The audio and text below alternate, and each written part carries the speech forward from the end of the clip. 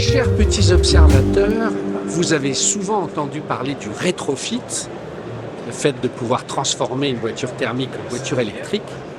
Mais si vous creusez le sujet, vous allez vous rendre compte qu'en fait, très peu de modèles pour le moment ont été homologués, sauf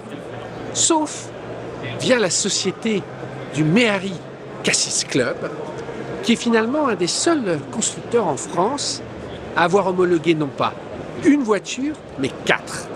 On est aujourd'hui au salon Époque Auto, et j'ai la chance d'avoir avec moi le patron du Méhari Club Cassis, et on va lui poser les questions de savoir pourquoi lui y est arrivé et ce qu'il propose. Et c'est Stéphane Bimège qui est avec moi. Bonjour Stéphane. Bonjour Renaud. Ça va bien? Écoute, super, regarde le monde qu'il y a. On va presque partir en vacances là dans la Méhari. Il ne manque plus que le bruit des cigales. Exactement. Et je disais en intro, beaucoup de gens parlent du rétrofit, mais très peu finalement ont homologué des voitures. Vous n'en avez pas homologué une, mais 4, et lesquelles? Oui, tout à fait. Alors, c'est une très grande fierté. On a été les premiers en France à homologuer une voiture, la 2 chevaux, symbole national. Donc, c'était un bel événement. Ensuite, la 2 chevaux fourgonnette, la version utilitaire à 2 chevaux. Puis, grâce à un partenariat avec Renault, on a travaillé sur la Renault 4. Et là, on vient d'annoncer l'homologation de la Renault 5. Comment vous y êtes arrivé alors que tous les autres patinent? J'ai toujours entendu que l'homologation c'était très compliqué. C'est quoi le secret de la recette? Alors le secret de la recette, c'est que on avait commencé un petit peu avant les autres, il faut l'avouer. On avait démarré avec Eden, qui était la version électrique de la Méhari. Dans lequel on est, à bord là. Voilà, exactement. Ça date de quelle année ça? Écoutez, on a démarré en 2016 et on l'a homologué en 2017. Donc c'était 3 ans avant l'arrêté rétrofit. Donc on avait déjà une première expérience dans l'électrification de véhicules. Elle vous a servi de test en fait. Exactement. De bêta-testeur. De bêta-testeur, de voir un peu comment les gens réagissaient. Parce que la deuxième chose qui nous venait en tête, c'est de dire on veut associer des véhicules iconiques à l'électrique. Alors fort de ça, de cette expérience, vous vous dites bon ben on va homologuer ces 2 chevaux qu'on maîtrise parfaitement. Ça a pris combien de temps et qu'est-ce qui a été le plus dur? Parce que je rappelle, pour homologuer, il faut respecter plus ou moins le poids de la voiture, il faut qu'il y ait une zone de déformation devant, il ne faut pas que ça émette des ondes, enfin, c'est quand même assez dur, beaucoup de gens sont cassés les dents. Vous y êtes arrivé. Alors voilà, d'abord il y a un travail d'analyse, c'est que l'homologation c'est des textes réglementaires, c'est pas très simple à lire, c'est parfois très complexe et donc on s'est fait aider pour bien comprendre qu'est-ce qui se cachait derrière les R100, les R10, donc il est bien de connaître le cadre réglementaire dans lequel on évolue. Et le rétrofit, et certes ça a créé une complication parce qu'évidemment on se dit il faut faire une homolo, mais aujourd'hui c'est une vraie opportunité notamment en France parce que on a un cadre réglementaire, il y a plein de pays qui n'ont pas de cadre réglementaire pour le rétrofit, donc ça c'est une force. Et le deuxième atout, c'est que ça crée un cadre technique qui est protecteur du client final, c'est-à-dire que c'est en sécurité, le client qui achète ces produits-là, il sait qu'ils répondent aux dernières normes. Donc celle-là, soit on vient avec sa 2 chevaux, soit toi tu les proposes, donc vous la rétrofitez. Elle a quoi comme pack batterie et comme kit et pour que les gens comprennent un peu? Donc elle a un pack batterie de 10 kWh qui lui donne une autonomie de 90 km environ. Elle a un moteur qui fait en gros 15 kW, qui fait la puissance de la 2 chevaux de l'époque, puisque vous savez que dans le rétrofit, on ne peut pas dépasser la puissance d'origine, donc on a la même prestation en puissance. Bien évidemment, on a beaucoup plus de couple, ça c'est le propre du véhicule électrique, c'est qu'on a une voiture qui, au démarrage au feu rouge, s'élance beaucoup mieux que son équivalent thermique. Là, fort de cette expérience, je ne vais pas raconter toute l'histoire, mais tu as eu des contacts avec Renault et il y a 1 an, tu as vu Luca Di Meo, tu as vu Belloni et tu as dit mais on va rétrofiter la Renault 5 et la 4L et vous les avez homologués. Donc j'ai envie de dire félicitations parce que tu fais le modeste, mais c'est tout récent là. Ouais. C'est extraordinaire. D'abord, c'est la chance qu'on a d'avoir chez Renault des gens qui se préoccupent de leur patrimoine et qui veulent le valoriser. Aujourd'hui, Renault a des projets de R5 électrique néo-rétro et de 4L électrique en voiture moderne. En voiture moderne. Et donc, ils se sont dit, quoi de mieux que d'aller puiser dans l'extraordinaire patrimoine de la marque pour expliquer aux gens ce qu'on veut faire. Et donc, ils nous ont fait le grand honneur de nous confier l'électrification de leur 4L et R5 et on en est évidemment très fiers. C'est combien un kit aujourd'hui sur une Renault 5 ou une 4L, voire une 2 chevaux? Et est-ce qu'on bénéficie d'un bonus? Voilà, ça se passe comment? Donc en gros, un kit pose comprise, ça va de 15 à 25 000 euros en fonction du niveau de complexité, je dirais, des composants du kit et du niveau du pack batterie. Et puis on a par contre des niveaux de puissance un peu différents. Sur une R5, on a un moteur un peu plus puissant, refroidissement liquide. La R5 était dotée à l'époque d'une assistance au freinage qui était liée au moteur thermique, donc un master vac. On a créé une pompe à vide électrique pour pouvoir pallier à ça. Donc voilà, c'est un kit un tout petit peu plus complexe, mais on essaie de garder le plus d'éléments possible entre eux. Et donc on a aujourd'hui une prime à la conversion en France qui va jusqu'à 5 000 euros, avec 1 000 euros supplémentaires dans les bordeuses ZFE.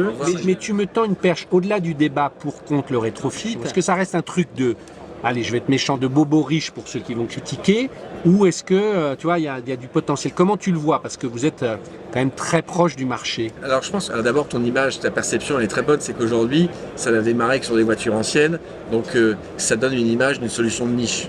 Nous, dans notre cas, on veut aller chercher une clientèle plus jeune, on veut aller chercher les enfants, petits-enfants de notre clientèle actuelle, pour s'assurer que nos voitures, elles sont encore demain sur les routes. Donc on est vraiment sur la niche. Par contre, il y a dans le rétrofit, c'est une vraie solution de décarbonation du parc, sur des parcs beaucoup plus importants, notamment les utilitaires. Et là, il y a des projets très très sérieux. D'ailleurs, souvent entre coopération entre une start-up et un constructeur. Il y a ça chez Renault avec Tolv ou Kinomic avec Stellantis, où là, on est sur des kits de conversion d'utilitaires. Et là, il y a économiquement et en termes d'impact environnementaux des choses beaucoup plus sérieuses. Mais je reviens justement à la clientèle aujourd'hui, 2 chevaux, Renault 5, etc. Est-ce qu'on peut imaginer, s'il y avait du volume, que les prix baissent, ou ça restera toujours dans ces eaux-là? Les prix doivent baisser parce que c'est la première, je dirais, objection du client, c'est qu'ils sont intéressés à le faire, mais ils veulent que ça soit moins cher. Donc la façon que ça soit moins cher, c'est d'obtenir des primes et des bonus qui permettent de le rendre plus accessible, mais on ne peut pas vivre tout le temps avec des primes et des bonus. Ça, c'est fait pour démarrer un secteur.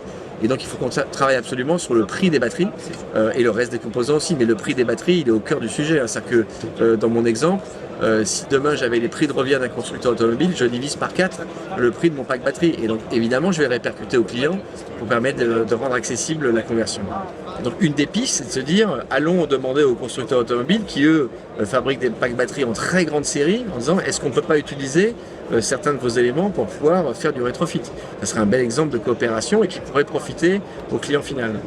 Alors il y a un dernier détail que je voudrais montrer parce qu'on va venir à Cassis voir les usines, tout, parce que je rappelle que le principal de ton activité, c'est de, j'ai envie de dire, reconstruire des 2 chevaux, de fournir en pièces. Mais il y a un détail que je trouve génial depuis tout à l'heure, j'inscrirai des images, mais là on voit un tableau de bord qui est en fait un écran, mais vous vous êtes amusé à refaire le dessin des compteurs d'époque des Méhari, mais il peut bouger aussi. Explique-moi ton idée. Oui, alors en fait, je mettrai les images.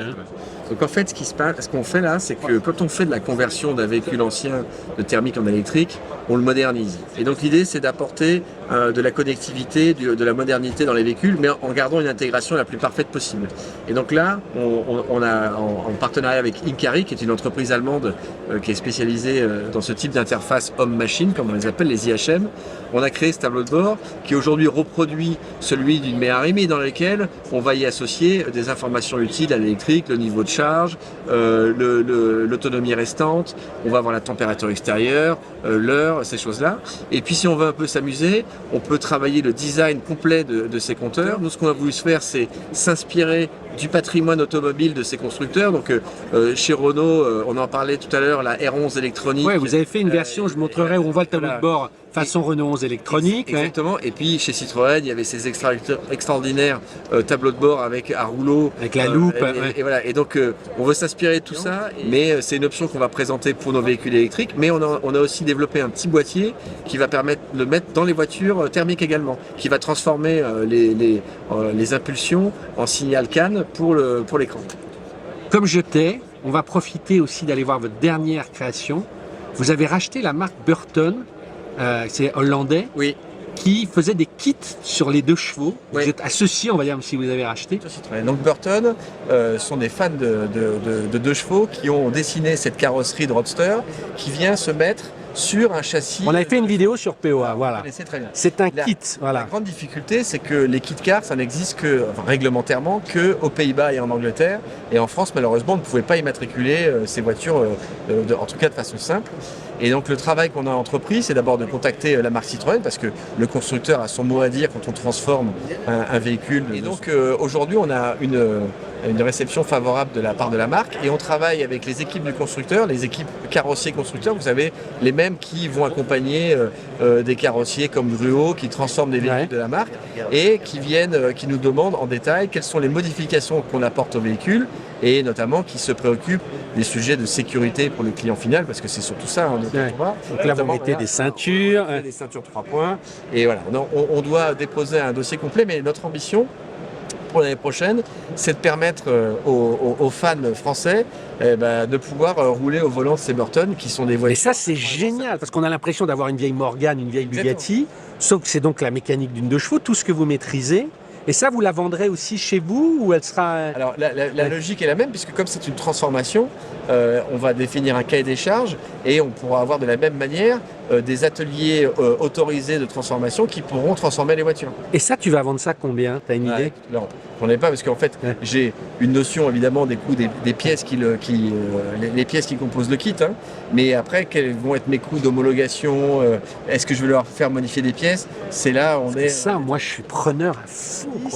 Ça reste thermique, ça. Mais avec des superbes sensations, parce que là, cheveux au vent à 90 km/h, c'est parfait. Bon, Stéphane, merci beaucoup. Merci à toi.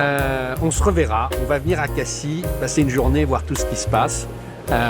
Et puis on ira faire un tour. Voilà. Elle restera, elle s'appellera Burton, ou vous allez lui donner un autre nom? Moi, je sais rien, je demande. Merci. Au revoir.